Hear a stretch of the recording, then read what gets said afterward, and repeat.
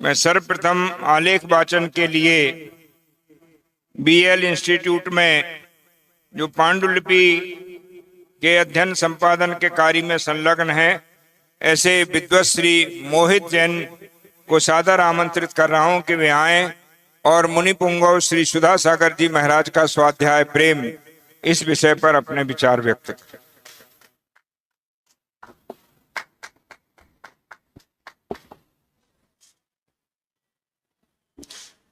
विषयासा बसातीतो निरारंभो परिग्रह ज्ञान ध्यान तपो रक्त तपस्वी सा प्रशस्यते। बोलिए पंच परमेष्ठी भगवान की। संत शिरोमणि आचार्य गुरुदेव श्री 108 विद्यासागर जी महामुनिराज की। परम पूज्य पट्टाचार्य श्री 108 विशुद्ध सागर जी महाराज की। जगत पूज्य निर्यापक श्रवण गुरुदेव मुनि पुंगव सुधा सागर जी महाराज की। परम पूज्य प्रसन्न मना मुनि श्री प्रणुष सागर जी महाराज की। मेरा विषय है मुनि पुंगव श्री सुधा सागर जी महाराज का स्वाध्याय प्रेम। जैन परंपरा में स्वाध्याय को साधना का एक महत्वपूर्ण अंग माना गया है। जैन आगम ग्रंथों में स्वाध्याय को अंतरंग तप के अंदर स्वीकार किया गया है। जैनाचार्यों ने इसे आत्मशुद्धि का सर्वोत्तम साधन बताया है। स्वाध्याय कर्मों की निर्जरा का एक महत्वपूर्ण माध्यम है।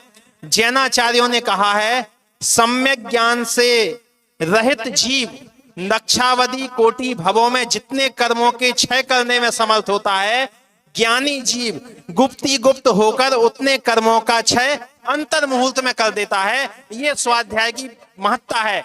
हमने पढ़ा है छैडाना में, कोटि जन्म तप तपे ज्ञान बिन कर्म झरेजे, ज्ञानी के छिन्माय त्रिगुप्ती ते सहज टरेजे।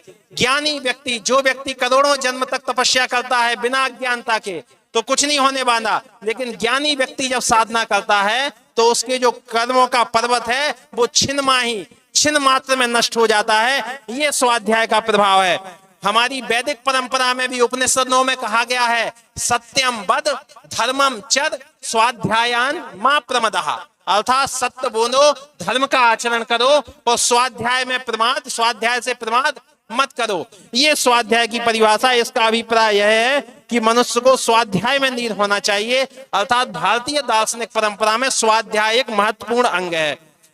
जैन परंपरा की जब हम बात करते हैं तो जैन परंपरा में तो साधु का जीवन ही स्वाध्याय पर टिका हुआ है। पिच्छी, कमंडल और शास्त्र, ये तीन चीजें हमारे दिगंबर साधु की पहचान है और कुछ नहीं है उनके जीवन में। तो ये साधु का स्वाध्याय सबसे महत्वपूर्ण तत्व है।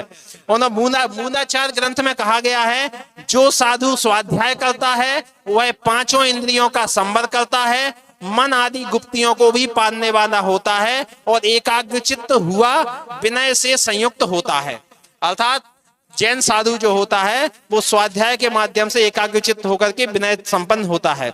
तो स्वाध्याय की इस महान परंपरा को हमारे साधुओं ने प्रारंभ किया और जो वर्तमान अद्यतन प्रवाहमान है। जब हम मुनि पुंगव सुधा सागर जी के स्वाध्याय की बात करते हैं तो मैं तो उनसे जुड़े इतने किस्से हैं कि अगर बताऊंगा तो काफी समय हो जाएगा, लेकिन मैं कुछ किस्सों को बता करके अपनी बात समाप्त करूंगा। सबसे पहली बात, मुनि पुंगव सुधा सागर जी महाराज ने जब भक्तामर स्तोत्र का अध्ययन कराया तो उनसे पूछा कि महाराज जी जो आपने जबलपुर में भक्तामर पढ़ाया था और आज आपने जो पढ़ाया वो अर्थ न गाया। तो महाराज जी ने कहा जो मैंने भक्तामर पढ़ा दिया है और उस भक्तामर को आप रिकॉर्ड कर लो, अगले स्थान पे पढ़ाऊंगा तो दूसरा अर्थ आएगा, अगले स्थान पे पढ़ाऊंगा तो तीसरा अर्थ आएगा, अगले स्थान पर पढ़ाऊंगा तो चौथा अर्थ आएगा, जितने स्थान पे पढ़ाऊंगा वैसा अर्थ आएगा। ये मुनि पुंगव सुधा सागर जी महाराज की स्वाध्याय के प्रति सजगता है। वो एक एक शब्द के प्रति इतना चिंतन करते हैं कि जो हम लोग नहीं समझ पाते, इतने सारे अर्थ निकल करके सामने आ जाते हैं। उसी प्रकार से जब हम लोगों को समयसार शिक्षण प्रशिक्षण की बात कही तो समयसार पढ़ाने गए तो महाराज जी से कहा महाराज जी आपने पिछले साल तो शास्त्रीय वर्ग वालों को कुछ और अर्थ बताया था और आज कुछ और अर्थ बता रहे हैं। तो महाराज जी ने कहा कि समयसार पिछले 30 साल से पढ़ रहा हूं। सबसे पहले गुरु ने पढ़ाया था हमें, उसके बाद आज पढ़ रहा हूं। जितने बार पढ़ता हूं उतने बार अलग ही अर्थ आता है, ये मुनि महाराज की स्वाध्याय के प्रति सजगता है। स्वाध्याय के 5 वेद बताए हैं आचार्य उमा स्वामी महाराज ने, वाचना, प्रक्षना, आमनाय, अनुप्रेक्षा और धर्मोपदेश। ये पांचों प्रकार के स्वाध्याय मुनि पुंगव सुधा सागर जी महाराज के जीवन में आपको देखने को मिल जाएंगे। जब समस्त मुनि संघ को पढ़ाते हैं तो वाचना भी करते हैं। जिज्ञासा समाधान प्रश्ना स्वाध्याय का सर्वोत्कृष्ट उदाहरण है आज के समय में दुनिया में। पूज्य मुनि पुंगव महाराज जी, सुधा सागर जी महाराज तो नाइव अटैक है महाराज के ऊपर। कैसे? कौन सा प्रश्न महाराज जी के पास कौन व्यक्ति आकर के पूछेगा? प्रथमा नियोग का, कर्णा नियोग का, चरणा नियोग का, द्रव्या नियोग का। पूज्य मुनि पुंगव सुधा सागर जी महाराज जी से पूछा एक बार लोगों ने कि महाराज जी आपसे लोग डायरेक्ट प्रश्न पूछते हैं और आप ऐसा समाधान कैसे कर देते हैं? आपको देखना नहीं पड़ता, कैसे प्रश्न याद आ जाता है? कोई पूछता कौन से गुण स्थान में कौन सी निर्जरा होती है, कौन से गुण स्थान में जीव कहाँ जाता है, ऐसे फटाफट महाराज जी उत्तर देते हैं। अब ऐसा काम तो केवल सुत केवनी ही कर सकते हैं, सुतक ज्ञानी ही कर सकते हैं। तो मैं समझता हूं कि जिज्ञासा समाधान मुनि पुंगव महाराज का सुत ज्ञान का सबसे बड़ा उदाहरण है, जो उनको भविष्य में सुत केवनी बनने के लिए प्रेरित करता है। और हम सब वहां पर जाकर के पूज्य मुनि श्री से अरिहंत अवस्था में वो पहुंचेंगे और हम जिज्ञासा करेंगे। ये एक सबसे बड़ा उदाहरण है। मुनि पुंगव ने कहा आज तक तो बेटे हमें शास्त्र देखने की कभी जरूरत पड़ी नहीं। उन्होंने खुद कहा, ये उनके शब्द बता रहा हूं मैं, बोले आज तक तो कभी जिज्ञासा समाधान में शास्त्र देखने की जरूरत नहीं पड़ी और आगे भी पढ़ने वाली नहीं है। तो ये प्रश्ना स्वाध्याय का सबसे बड़ा उदाहरण मुनि पुंगव सुधा सागर जी महाराज। आमनाय अनुप्रेक्षा बार बार चिंतन करते हैं, जो पढ़ते हैं उसको बार बार रिपीट करते हैं। और धर्म का उपदेश प्रवचन शैली।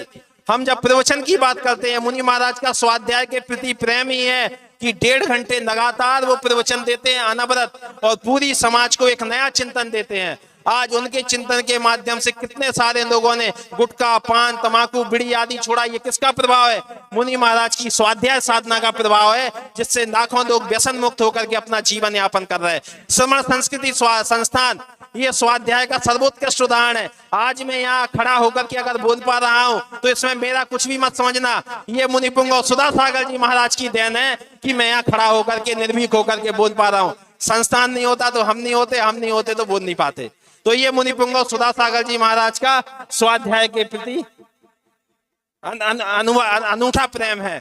तो इस प्रकार से पूज्य मुनि पुंगव सुधा सागर जी महाराज का जिज्ञासा समाधान, समय साल शिविर और श्रावक संस्कार शिविर में जो प्रशिक्षण देते हैं, रत्न कलंडक श्राप का चारों छह डाला हो, आप पुरानी कैसेट उनकर को उठा करके देख लीजिएगा, सब में अलग अलग अर्थ आएगा। ये उनके चिंतन को, उनकी दृढ़ इच्छा शक्ति को दर्शाता है। इस प्रकार से मुनि पुंगव सुधा सागर जी महाराज का आगमनिष्ठ संगोष्ठियां स्वाध्याय का इतना बड़ा उदाहरण है कि मुनि पुंगव सुधा सागर जी महाराज एक एक विद्वान के शब्द को अक्षर सा सुनते हैं और बता देते हैं कि आपने यहाँ पर ये शब्द गलत बोलना था, इसके स्थान पर यह होना चाहिए। तो ये पूज्य मुनि पुंगव सुधा सागर जी महाराज के स्वाध्याय के प्रेम को दर्शाता है। तो मैं कहता हूं कि मुनि पुंगव सुधा सागर जी महाराज ने चारों अनुयोगों का अध्ययन करके न केवल स्वयं को समृद्ध किया है, बल्कि समाज को इस अमूल्य ज्ञान धारा से जोड़ने का कार्य किया है। उनका स्वाध्याय केवल व्यक्तिगत नहीं है, बल्कि एक ज्ञान व्यापक ज्ञान प्रसार का अभियान है। यह मुनि पुंगव सुधा सागर जी महाराज के जीवन में स्पष्ट रूप से दिखलाई देता है। बोलिए जगत पूज्य मुनि पुंगव सुधा सागर जी महाराज की। अच्छा चलिए। डॉक्टर मोहित जी ने अभी स्वाध्याय की बात कही,